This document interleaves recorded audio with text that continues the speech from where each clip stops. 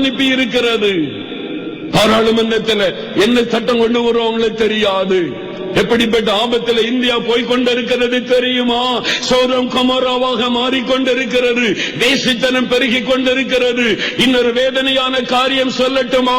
மெட்ராஸில் சர்வே பண்ணின ஒரு பிரபலமான பத்திரிகை ஒரு குறிப்பிட்ட ஒரு செய்தி வெளியிட்டது. சென்னையிலே படிக்கிற கல்லூரியிலே படிக்கிற கல்லூரி விளாகத்திலே தங்கி இருக்கிற ஐடி இண்டஸ்ட்ரியில வேலை செய்கிற பெண்களை கணக்கெடுத்து சொல்லுகிறது.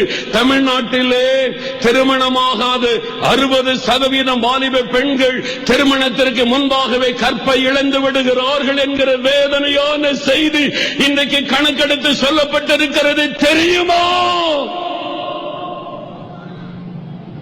நம்மை சுற்றிலும் இவ்வளவு பயங்கரமான பாவம் நடந்து கொண்டிருக்கிறது. கிறிஸ்தவர்கள் சுயநலவாதிகளாக வாழ்ந்து கொண்டிருக்கிறோமே. இந்த பாவத்திற்காக மனம் திரும்ப வேண்டுமே. நீங்கள் நானும் சரியாக ஜெபிக்காதபடியினால் சமுதாயம் சீரழிந்து கொண்டிருக்கிறது. 60% வாலிப பெண்கள் திருமணத்திற்கு முன்பாக கற்பை இழந்து போகிறார்கள் தமிழ்நாட்டிலே என்று ஒரு பிரபலமான பத்திரிகை கணக்கெடுத்து வேதனையோடு சொல்லுகிறது. எவ்வளவு வேதனையான காரியம்! யார் பொறுப்பு? இதற்கு யார் பொறுப்பு? நீங்கள் தான் உலகத்துக்கு வெளிச்சம், நீங்கள் தான் உப்பா இருக்கிறீர்கள் என்று இயேசு சபையை பார்த்து சொன்னாரு. ஒவ்வொரு சபையும் பொறுப்பு, ஒவ்வொரு பாஸ்டரும் பொறுப்பு, ஒவ்வொரு பிஷப்பும் பொறுப்பு, ஒவ்வொரு சுவிசேஷகனும் பொறுப்பு, ஒவ்வொரு விசுவாசியும் அதற்கு பொறுப்பு. நம்ம தவறிவிட்டோம், நம்ம தவறு செய்து விட்டோம், பெரும் பாவம் செய்து விட்டோம். சமுதாயம் சீரழிய காரணம் நாம் தான். உப்பாக இருக்க வேண்டிய நாம், வெளிச்சமாக இருக்க வேண்டிய நாம் அதை செய்ய தவறிவிட்டோம். அறிக்கையிடம் அறிக்கையிடம் நீங்களை மன்னிக்கிறாள். எனக்கு அதுக்கு தான் கத்தர் கொண்டு வந்திருக்கிறார். நம்ம மனம் திரும்பினா தேசம் மாறிவிடும். நம்ம மனம் திரும்பிட்டா தேசத்துல மாற்ற வந்துவிடும். பெரியமானவர்களே,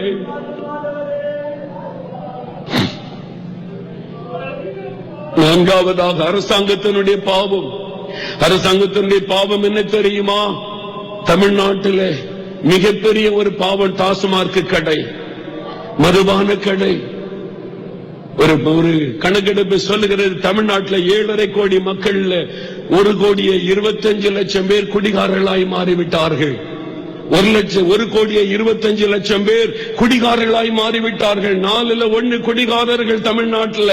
இப்படியே போனால் சீக்கிரத்தில் 50% ஆகிவிடும் என்ற ரிப்போர்ட் வேதனையோடு சொல்லுகிறது.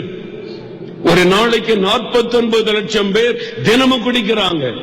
தினமும் குடிக்கிறவங்க தமிழ்நாட்டில் 49 லட்சம். 49 லட்சம். மதுபானத்தினால் அரசாங்கத்துக்கு வரக்கூடிய வருமானம் ஒரு மாதத்திற்கு 125 கோடி. 1250 கோடி 1250 கோடி மேல வருமானம் ஒரு மாசத்திற்கு வருகிறது. அப்படின்னா எத்தனை கோடிக்கு நம்முடைய தமிழ் மக்கள் குடித்துக் கொண்டிருக்கிறாங்க. பெண்கள் குடிக்க ஆரம்பிச்சுட்டாங்க, வாலிபர்கள் குடிக்கிறாங்க, சிறு பிள்ளைகள் குடிக்கிறாங்க. அரசாங்கத்தினுடைய பாவம். இந்திய அரசியலமைப்பு சட்டம் சொல்லுகிறது, மக்களை போதை வஸ்துகளில் அகப்படாதபடி விலக்கி பாதுகாப்பது அரசாங்கத்தினுடைய கடமை. ஆனால் அரசாங்கம் செய்ய தவறிவிட்டது. விபச்சாரத்தை ஒழிக்க இந்திய அரசாங்கம் தவறிவிட்டது. மதுபானத்தை ஒழிக்க தவறிவிட்டது. போதை வஸ்துகள் பெருகிவிட்டது. இந்த பாவத்திற்காக ஆண்டவரே மன்னியும் என்று நாம் ஜெபிக்கணும். யோசித்து பாரு, தினசரி கற்பழிப்பு, தினசரி கொலை.